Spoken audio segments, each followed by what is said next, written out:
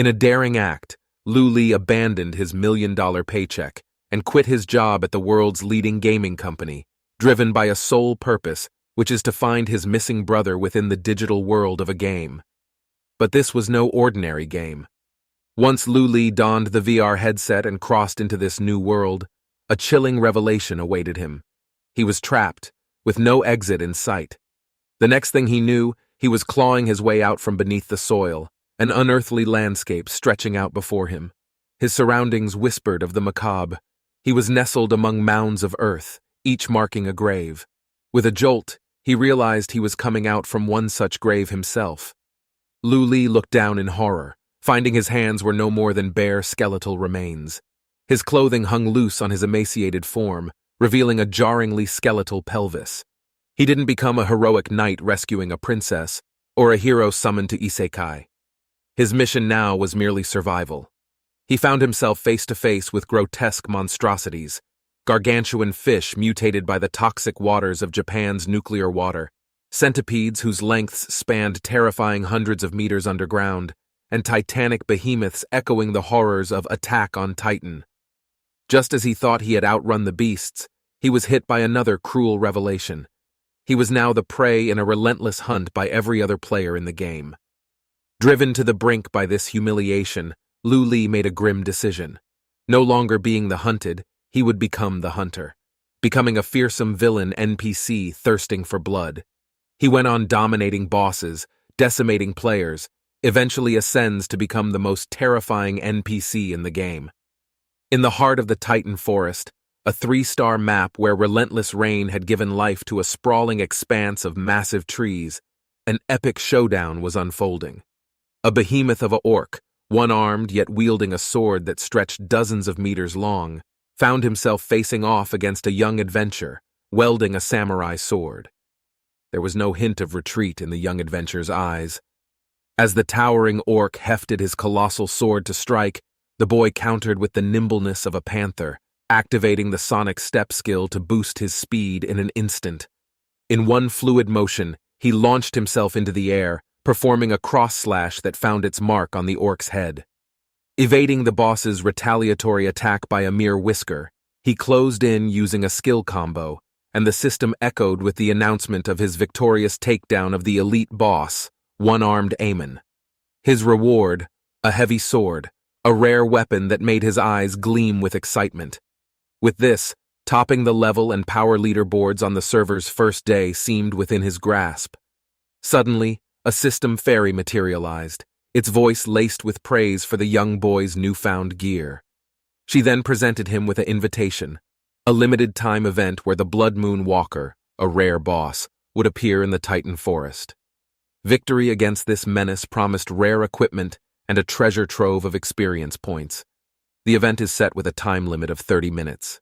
The young adventurer hoisted the hefty sword onto his back, a grin playing on his lips as he hastened towards the mark on his map. He noticed a crowd of players also racing towards the same destination, which only spurred him to quicken his steps, plunging deeper into the forest's heart. Out of the blue, a roar, as mighty as thunder itself, ripped through the air, followed by a brilliant purple flare painting the sky. It was the signal for a coveted purple-grade equipment drop, and he knew he needed to move faster. On arrival, he froze, blinking at the sight before him. The ground was strewn with an opulent array of gear and weapons. He barely had a moment to revel in his newfound fortune when a flash of red light targeted his neck. He was slain in an instant, catching only a fleeting glimpse of the skeletal figure wielding a red dagger. Last thing he could hear was the skeleton muttered, 418. The killer was no other than the elusive rare boss, the Blood Moon Walker. Almost immediately, a wave of low-level players arrived on site, led by a swordsman garbed in gleaming silver armor.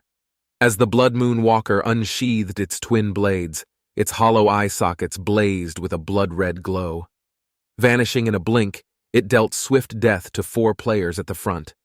The remaining players quickly realized that this was not your average boss. They scrambled to coordinate a strategy, led by an elf archer. The plan was for tanks and warriors to juggle damage and draw the boss's attention, while long-range classes would deal damage, restricting the boss movement, and apply buffs from a safe distance. Despite their best efforts, they were slain before they could even get a clear sight of the enemy. Witnessing the unparalleled might of the boss, the remaining survivors started to pull back. But the Blood Moon Walker granted them no respite. With a single sweep of its twin blades, it had slain the 444th player. The boss shook its skeletal head in disappointment. To the Blood Moon Walker, the kill count was still too low. But what led our protagonist to this point? For that, we must turn back the clock 3 days. Within the company headquarters, a middle-aged man, disappointment etched on his face, addressed Lu Li. He lamented that Lu Li, given his talent, could have owned the company's stock rights, rising to the rank of shareholder. Instead, he had chosen to delve into a mysterious case of disappearance, undermining both the company's interests and its public image. The board of directors had no choice but to terminate Lu Li's contract. Lu Li remained silent throughout the conversation, offering no explanations or excuses. Upon hearing the verdict, he simply rose from his chair and walked away.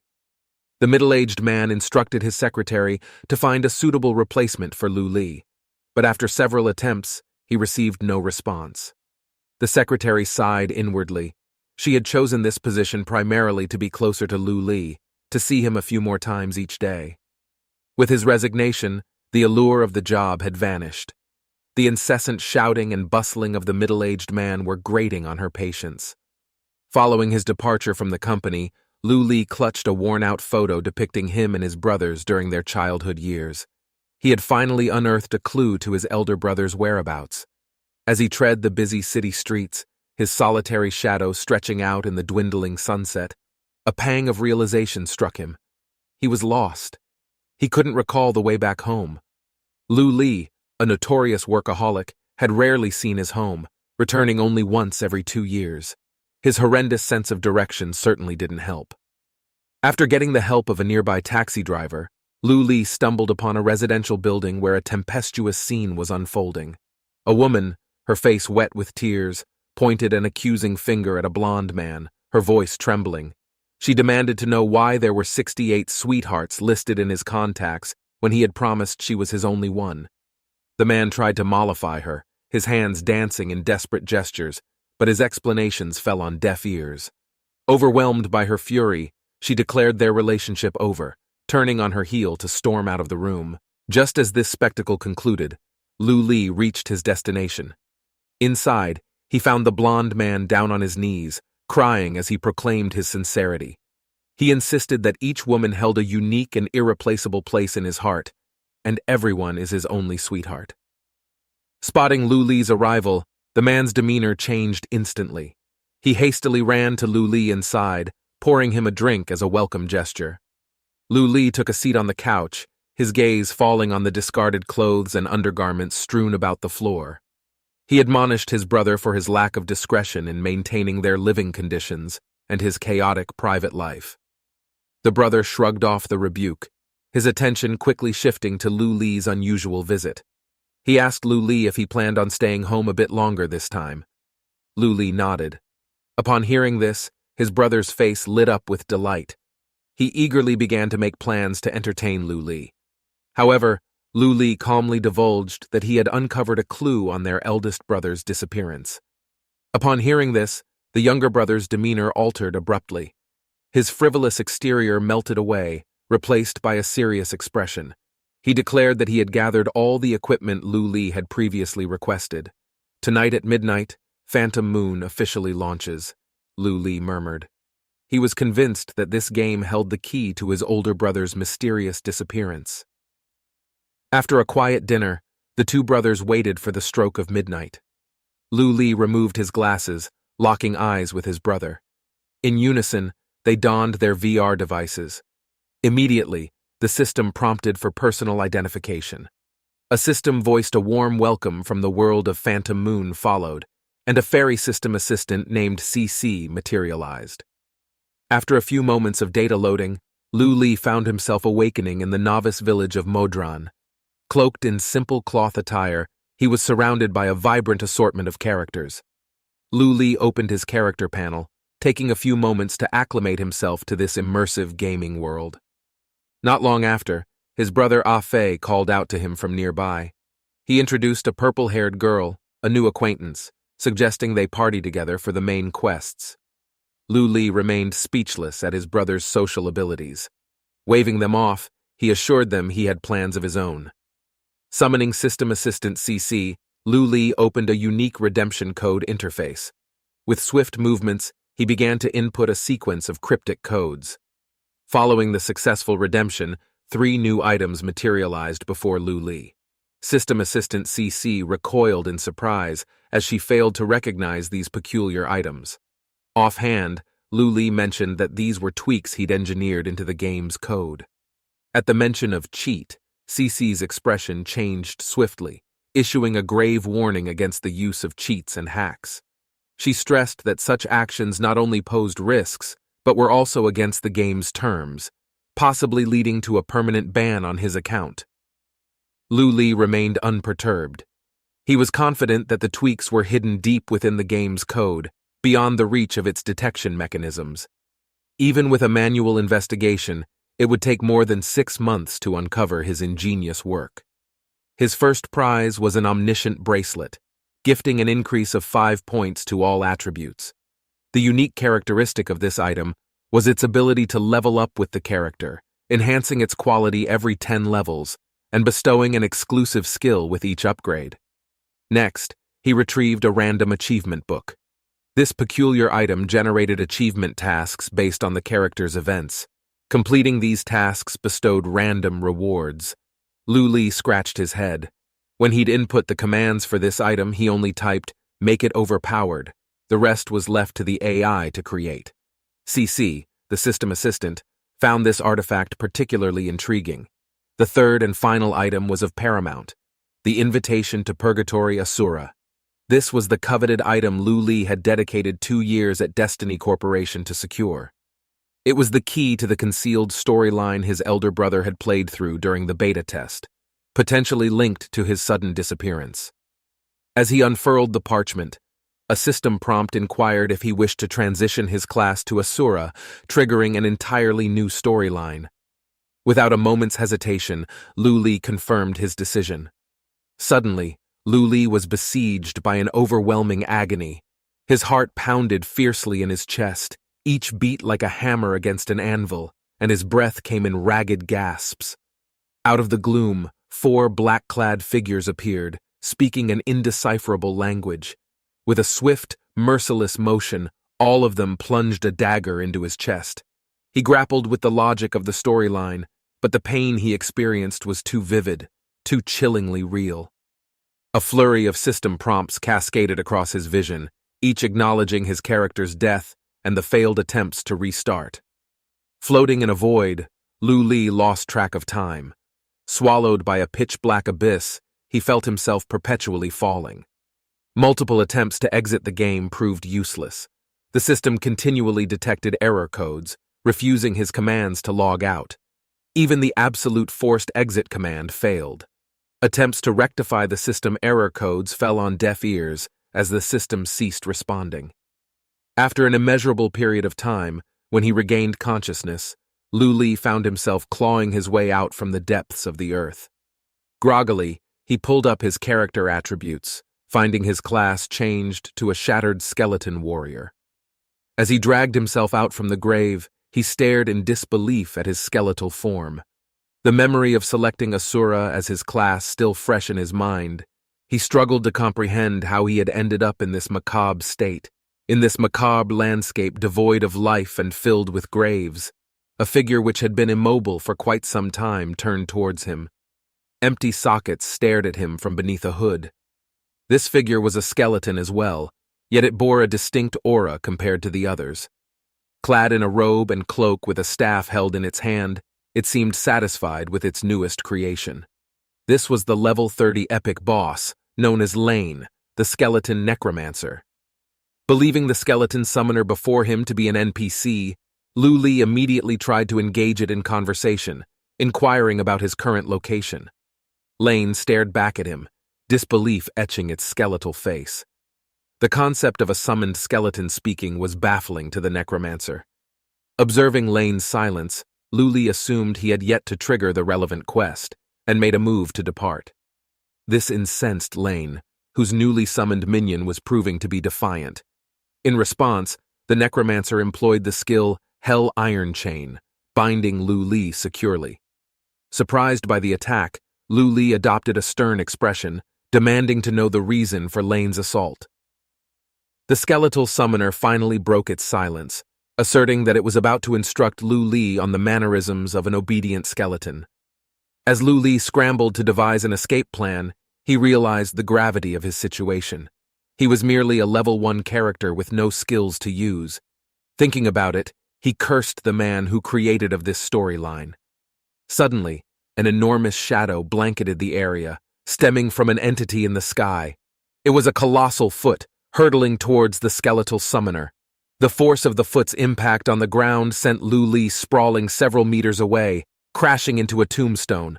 Struggling to process the surreal scene before him, Lu Li's gaze fell upon a creature of immense proportions, much bigger than even the Titans from Attack on Titan.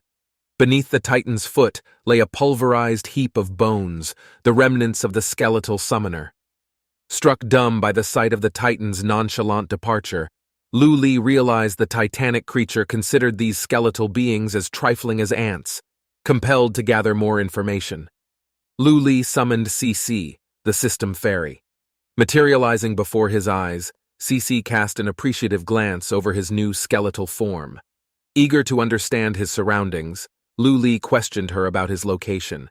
CC elaborated that he was in the Blackland, a region notorious for birthing all bosses in the game and home to the highest level of danger. Lu Li immediately inquired how he could trigger the storyline and initiate quests. CC promptly conducted a search, and within moments informed him that there was a quest point situated 100 kilometers away from his current position. Following CC's guidance, Lu Li embarked on his journey.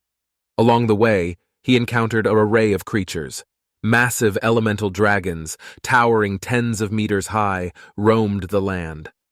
Upon crossing a vast expanse of sea, he had a terrifying encounter with a giant fish mutated by nuclear wastewater from Japan. His only recourse was a hasty escape on a makeshift wooden raft. On more than one occasion, Lu Li grumbled about the perilous route chosen by the ferry. However, CC remained undeterred, continuously spurring him on and even offering to play a new song from the popular artist Eminem to lighten the mood. Suddenly, CC notified Lu Li of a message he had received from Ah Fei. In his message, Ah Fei, Lu Li's younger brother, shared that he had successfully completed many of the main quests and had advanced to level 5. He now boasted of a green quality staff in his possession. Managing a wry smile, Lu Li responded that he was a tad preoccupied at the moment. He was not fabricating his circumstances. At that very instant, he was fleeing from a centipede monster, hundreds of meters in length, that was hot on his trail. After what seemed like an eternity, CC notified Lu Li that they were nearing their destination. Exhausted and weary, Lu Li felt a numbing sensation in his legs. The fatigue had reached such an extent that he could barely maintain an upright posture. However, he gritted his teeth and pushed through the exhaustion, summoning the last reserves of his strength to carry on. As he trudged along, a village appeared before his weary eyes. The entrance to the village was adorned with flowing magma.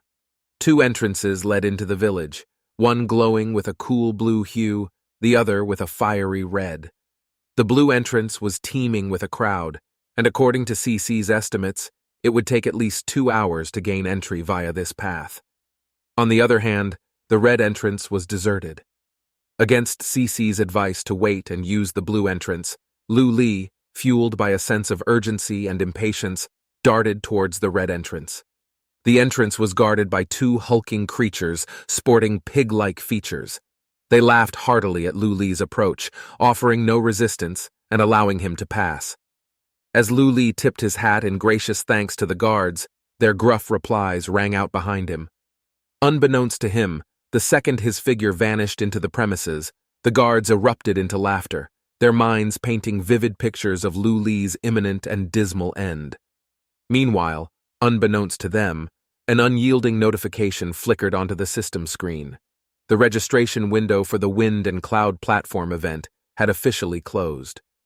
Lu Li journeyed through an endless tunnel until a glimmer of light teased his eyes. Blinding sunlight all at once forced his lids to snap shut. Oh wait, he doesn't have eyelids. He is a skeleton. Center of the stage, an announcer, a quirky rabbit, was heralding the entrance of the last competitor. Upon viewing Lu Li's basic information, the rabbit's eyes widened in disbelief. The newcomer was a mere level 1. Waves of laughter rippled through the crowd as Lu Li's information echoed around the arena. Ahead, the gathered participants, now alerted, met him with disdainful sneers. Without missing a beat, the rabbit swiftly declared the commencement of the Wind and Cloud Platform Showdown. A dual-mode battle was the game of the day, executed in an arena-styled setting. To keep the contest balanced, all contender levels were harmonized to match the lowest participant, but not any lower than level 10. The coveted prize for the victor was a hefty 5,000 experience points and an epic weapon befitting their level. In an unexpected twist, the other contenders found their levels downscaled to 10, while Lu Li was, quite shockingly, bumped up to the same level. Dumbfounded, Lu Li couldn't help but reflect. Had he known this earlier, he would have heeded the advice of the fairy and patiently waited his time in line. Suddenly, the system sprung to life, presenting Lu Li with a surprise announcement. His level 10 upgrade came with a choice of an initial profession. As he skimmed through the choices, swordsman, archer, assassin, support, mage, knight, among others, the echo of his elder brother's voice danced in his mind. "You are born for the shadows, an assassin by heart," he had once said. Mulling over these words, Lu Li found his hand hovering over the assassin option, and after a heartbeat, pressed down. It was decided. Along with the profession, the system lavished the participants with a set of temporary equipment. Lu Li felt the cold touch of his newly acquired dagger. In the VIP seating, a figure shimmered with an ethereal silver glow. He was one of the city lord of Blood Moon City, once became his disciple, one could catapult from obscurity to the zenith of their life. Beside him sat another figure of note, a woman, another city lord. She had only ever taken a single disciple under her wing, a prodigy who sent shockwaves through Blood Moon City, Han Yixiao. Upon hearing this name, Lu Li's hands involuntarily curled into tight fists. It was the in-game name of his elder brother. A glimmer of hope sparked in his heart as he finally found a potential lead. His gaze, steady and intense, landed on the woman seated in the VIP section. This woman, known as Lilith, must surely have answers. Her eyes widened in surprise as Lu Li's gaze bore into her without any semblance of fear. Just then, the rabbit's voice pierced the tense silence, announcing the beginning of the first match. The debut contestant, a towering figure with a lion's head, entered the arena. His claws, reputed to be invincible, glistened under the spotlights. A collective intake of breath washed over the crowd as they eagerly watched the figure in red dash toward the lion-headed man, fists swinging in flames. But the lion man's claws struck with a lethal precision, felling his opponent with a swift, devastating blow. The second match saw the lumbering zombie swordsman, Beirai, effortlessly carve his path to victory.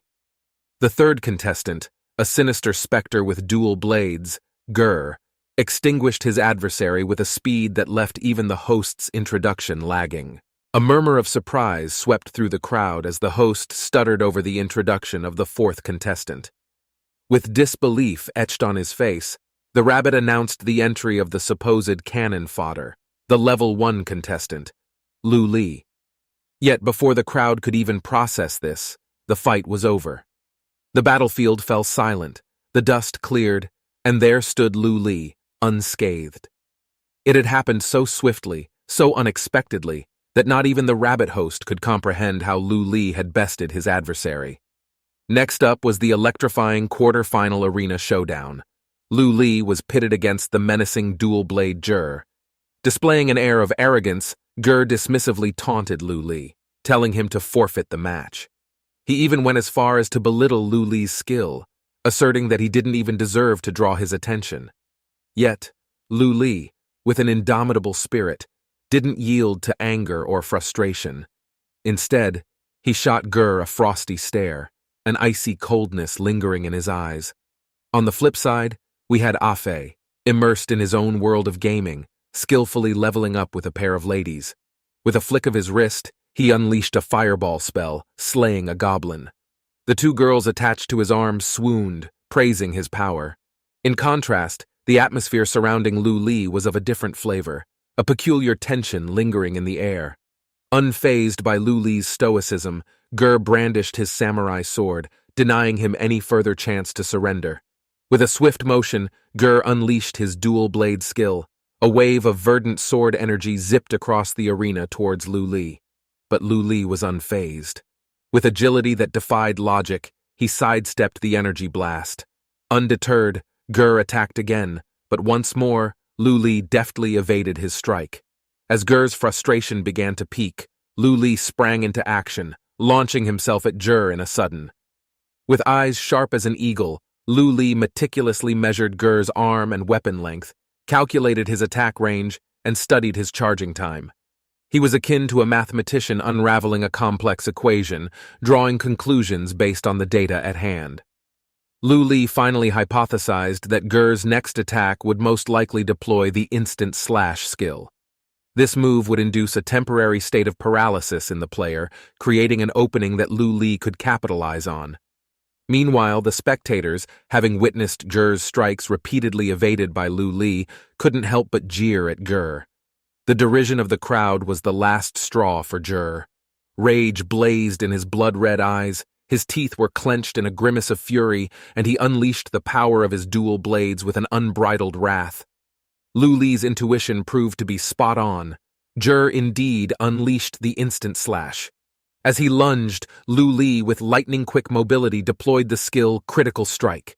Like a surgeon performing a precise operation, Lu Li landed a swift, unerring slash at Gur's vital point, bringing him down.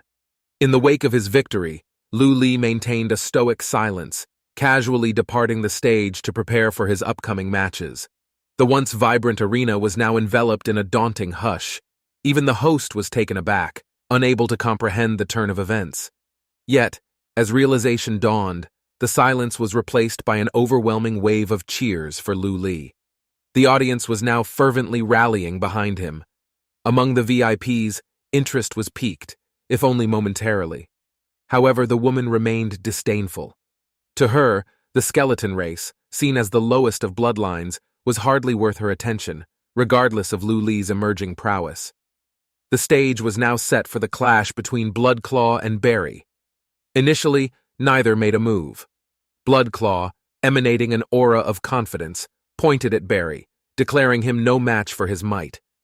Barry, however, merely shook his head. He voiced that while his lineage might not hold up to Bloodclaw's, as long as he wielded his sword, he could face any challenge fearlessly. With a resolve as steady as a rock, Barry sprung into action, his movements seamless and fluid like a stream of water rushing towards Bloodclaw. The attack was so swift that it almost seemed a blur to the naked eye. Just as Barry was beginning to taste victory, Bloodclaw regarded him with a sneer of disdain. His sharp teeth bit down on Barry's weapon, shattering it in an instant. Bloodclaw's veins bulged ominously on his arms as he unleashed a ferocious counterattack. His claws, sharp as a blade, pierced through Barry. The crowd watched in shock as Barry collapsed to the ground. A chilling laugh escaped Bloodclaw's lips as he gloated over his fallen opponent. The resounding cheers from the audience only fueled his satisfaction. Even the two VIPs looked on with evident approval. Turning his contemptuous gaze towards Lu Li, Bloodclaw mockingly foretold his demise, vowing to tear him to shreds. Inside Lu Li's mind, a flurry of calculations commenced. In terms of both attributes and skills, he was certainly outmatched by Bloodclaw. Yet the only path that led him closer to the woman on the stage was the one paved with victory. His eyes snapped open. He would not surrender, not even when faced with this obstacle. If he were to bow down now, how could he ever hope to find his elder brother? Their brotherly bond was his only tether to family in this vast world. With a determination as strong as steel, Lu Li stepped onto the battleground. As the match was about to kick off, Bloodclaw's taunts filled the air, belittling Lu Li for his recklessness in accepting the challenge. He sneered at the small skeleton before him, not even as thick as his own muscular arm. Without warning, Lu Li lunged at Bloodclaw. His speed, however, paled in comparison to Barry's earlier efforts. Executing a 360-degree spin mid-air, Lu Li appeared behind Bloodclaw, his dagger flashing in the pale light. But to his dismay, Bloodclaw sidestepped the attack, ducking his head just in time. Bloodclaw retaliated fiercely. His claws scraped across the stone bricks of the arena, releasing a powerful shockwave targeting Lu Li. When it came to attributes and speed, Bloodclaw was undeniably superior to Lu Li. Out of the blue, a thin line of red appeared on Bloodclaw's face. The realization that he had been injured left him dumbstruck.